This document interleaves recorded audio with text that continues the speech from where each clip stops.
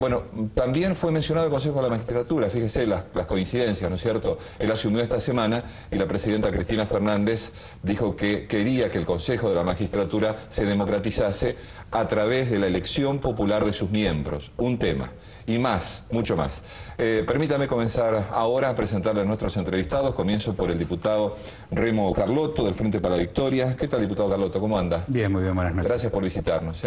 Bueno, a su lado está Carlos Brown, conocido de todos nosotros. ¿Qué tal, Carlos? Un gusto. Gracias. Del Frente Peronista, Miguel Valle a su lado, de la Unión Cívica Radical. Gracias, Miguel, por venir, muy amable. Y está Juan Carlos Junio, del Frente Nuevo Encuentro, también con nosotros. ¿Qué tal, diputado? ¿Cómo anda? Bien, muy bien, gracias por la invitación. Al contrario, gracias por venir. Bueno, tuvieron un día largo. Debo confesar que estamos grabándolo el mismo día, este programa, en que Cristina habló al Congreso. ¿Quién quiere romper el fuego? ¿Quién me da su primera impresión del largo discurso? 4 horas, creo, ¿no? Que duró el Algo discurso de la así. presidenta. ¿Sí? 3 horas 40. Bueno, no de eso no me hablen porque algunos, no a ustedes, pero hemos visto algunos que se dormían.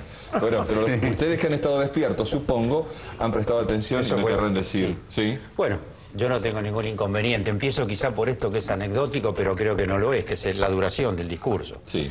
Yo creo que un discurso del presidente de la Nación ante el Congreso de apertura de sesiones, en el que tiene que hacer un balance de la gestión de un país en todos los rubros y los desafíos del presente y del futuro, necesariamente necesita, para fundamentarlo muy bien, ser extenso.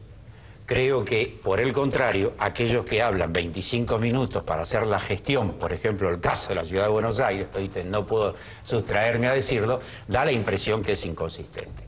En cuanto al discurso en sí, francamente, creo que la presidenta hace de la década y del año en curso, hace un balance muy bien circunstanciado porque aborda los grandes problemas del país, sus grandes desafíos, insisto, y los problemas de la sociedad, los problemas del pueblo. Porque hace un balance de los problemas de la salud, sus políticas, las defiende y las explica estadísticamente con un gran dominio, plantea los logros, plantea las limitaciones y plantea los desafíos, hace un gran desarrollo de la política previsional, compara lo que estaba la situación de este país de hace 10 años y ahora, explicó y dio el número, el incremento de las jubilaciones básicas es de 1.443%, lo mismo que el salario mínimo, también 1.300 y pico %. Explica toda la política educacional, plantea sus logros y plantea sus limitaciones y fundamenta fácticamente, detalladamente, además que lo carga de contenido y de sentido político. Y acepta, no elude nada, el desafío de discutir estos temas polémicos que vos mencionabas al inicio, como el tema de la AMIA, el tema de los bonistas de Estados Unidos, que es un tema que hoy es insoslayable, afirma la posición del gobierno argentino en ese sentido, afirma que no es y que es imposible pagarle a los fondos buitres la demanda que ellos plantean, ya que sería inequitativo con el 94% de los bonistas que aceptaron con un gran esfuerzo, incluso dio una cifra de 300, 400.000 italianos que aceptaron el planteo que hizo el gobierno argentino, y hoy eso sería entonces un despropósito, de forma tal que vuelve sobre ese tema que está a la orden del día. ¿Quién quiere dar su opinión? Aparte de la de Junio, que me parece que es bastante proclive al Desde discurso de otro Alonso. punto de vista. A ver. Yo creo que el discurso de la presidenta fue la reafirmación de un relato que lo venimos viendo desde hace mucho tiempo, un relato que nosotros hemos catalogado mentiroso, que no refleja la realidad de nuestro país, con algunos aditamentos que a mí realmente me sorprendieron. Una falta protocolar muy grande. Estaba el presidente de la Corte Suprema de Justicia de la Nación presente, no lo mencionó, no lo saludó al inicio de su exposición, dijo gobernadores, diputados, senadores, el presidente de la Corte, cabeza de uno de los 3 poderes del Estado Nacional, no fue recepcionado. Y esto estaba, digamos, en línea con lo que después se plantea con relación al Poder Judicial, donde claramente realiza un fuerte ataque, sobre todo en aquellos lugares donde la presidenta no ha estado conforme con las cosas que se han ido dando. El Consejo de la Magistratura no han logrado a pesar de tener la presidencia, la mayoría suficiente como para poder decidir con relación a los temas de los jueces. Pero, perdón, la presidencia la tiene esta semana. Dicen que anteriormente el presidente que tenía los anteriores. Anteriormente era lo mismo. Ahora uno es presidente y otro es vice, o sea, eso no ha cambiado en nada. Pero no pudo resolver porque no tiene la mayoría necesaria para poder decidir sobre la suerte y verdad de los jueces. Entonces ahora vamos a tener un Consejo de la Magistratura Nacional y Popular. No sabemos muy bien qué es eso, pero ¿No te gusta, Carlos?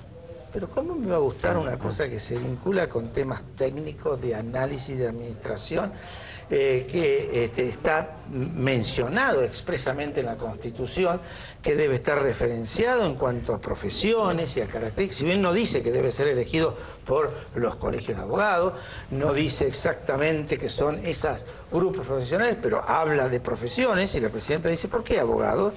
Pueden ser médicos, pueden ser arquitectos, pueden ser ingenieros, hablando de la administración de la justicia. Saliendo de la mención específica de los representantes del Poder Judicial.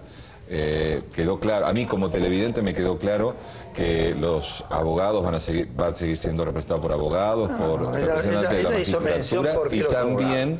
Yo quiero ver después cómo llega ese proyecto de ley. Estás enojado, Carlos, me parece. No estoy enojado, lo que pasa es que estoy cansado de que me digan cosas que no son ciertas, y que donde algo molesta se crea inmediatamente o se intenta crear una estructura para condicionarlo. Casación en el ámbito civil. ¿Por qué? Porque la Cámara Civil no le ha sido afín a la presidenta en una serie de fallos, entre ellos los vinculados con la ley de medios. Entonces, metámosle una cuarta instancia judicial. Tenemos primera instancia, segunda instancia, casación, corte. ¿Esto está vinculado con una rapidez desde el punto de vista jurídico? Evidentemente no. Esto es una nueva instancia que se vincula, aunque hay una Cámara Civil que no responde a esas posiciones. Y después una cantidad de cuestiones, hablar de las cifras que dio vinculadas con la pobreza y la marginalidad, cuando todos sabemos que son cifras que no se corresponden, insistir en el relato del INDEC, es insistir en los relatos, vuelvo a decir, esta es nuestra posición, yo respeto, por supuesto, lo que pueden señalar mis colegas, pero nuestra posición, claramente, la hemos señalado, la seguimos diciendo, un relato que no responde a la realidad argentina. ¿Quién quiere hablar? ¿Remo o lo dejamos a base así? Te escucho al final, dale. ¿Cómo no? Dame la opinión de la Unión Cívica Radical o la tuya. Yo coincido con algo de lo que acaba de decir Brown. Yo creo con toda sinceridad que efectivamente la presidenta hoy hizo un relato de lo que fueron estos 10 años. La verdad es que yo no estoy preocupado, no estoy enojado, estoy preocupado. Estoy preocupado porque la verdad es que esperábamos que hoy la presidenta hubiera hablado de otras cuestiones que son importantes y que son parte de la realidad del presente. Hoy la presidenta de la República no hizo ninguna mención respecto del tema de la inflación, por ejemplo, y ese problema más grave que tiene la Argentina. No hizo ninguna mención respecto al tema de la recuperación de las economías regionales, y es un problema grave, cada vez más grave. La verdad es que además hoy hizo todo un relato respecto de la industrialización del país, y lo cierto es que desde hace algunos años, en estos últimos años, ese proceso se ha frenado muchísimo. Y por el contrario, yo creo que además la presidenta de la República hizo todo un análisis de los últimos 10 años, cuando en realidad lo que debió haber analizado son estos 2 últimos años, y fundamentalmente le debió haber dicho al país qué íbamos a hacer los próximos meses durante este año.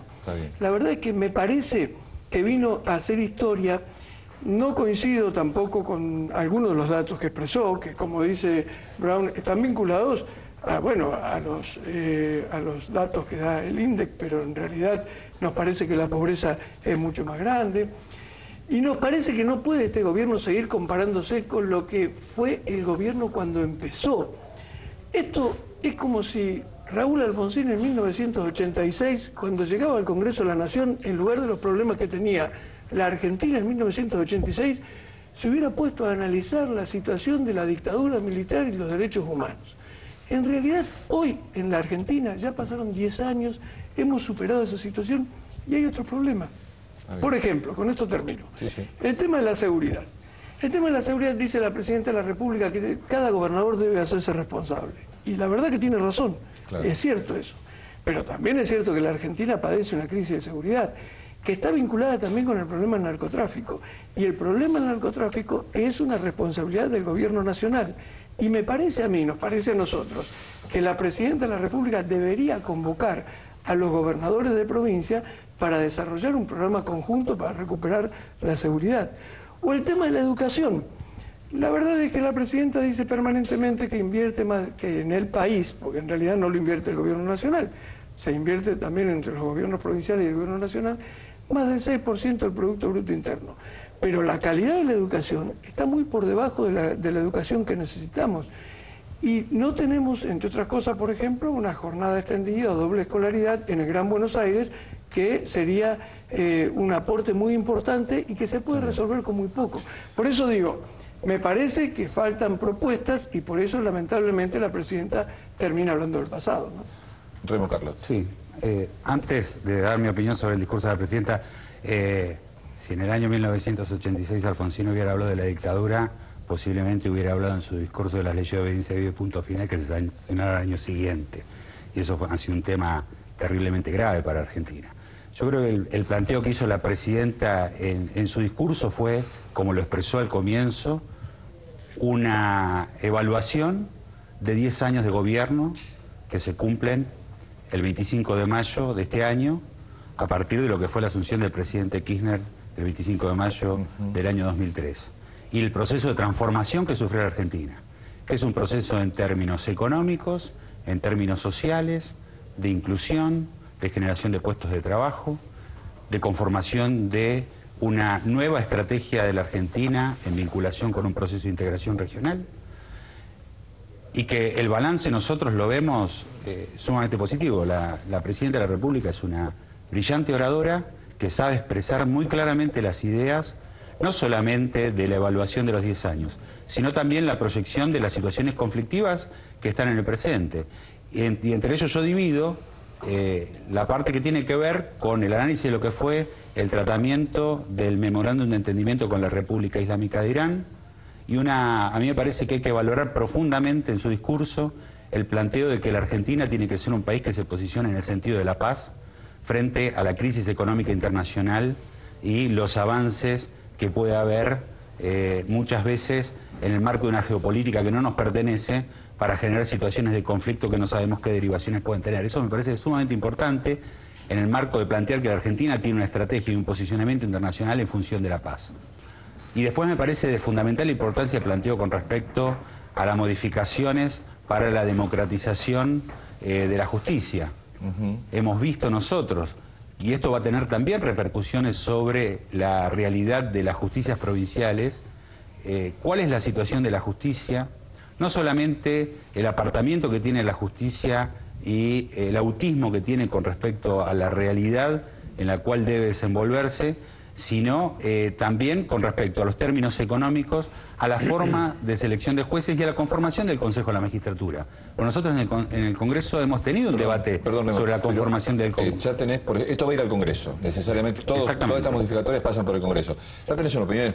A ver, base supongo que, bueno, la Unión Cívica Radical se reunirá, tomará una postura de bloque.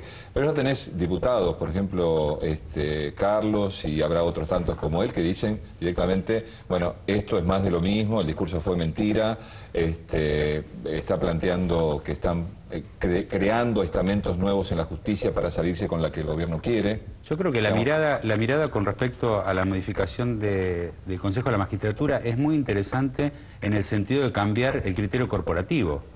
Esto es fundamental. ¿Vos creés que no va a ser, como dice Carlos, que va a ser la corporación judicial no se va a modificar a sí misma ni se va a transformar a sí misma? Es el único de los poderes del Estado que no ha tenido ningún tipo de variación a partir del retorno democrático. A 30 años de democracia ha llegado un tiempo que me parece que es sumamente sano, y no es un tiempo de temer, es un tiempo de construir, de generar realmente una justicia que dé respuesta. Aquellos que venimos a la lucha de los derechos humanos conocemos muy bien cuál ha sido el accionar de la justicia, lo que ha significado el retardo de justicia.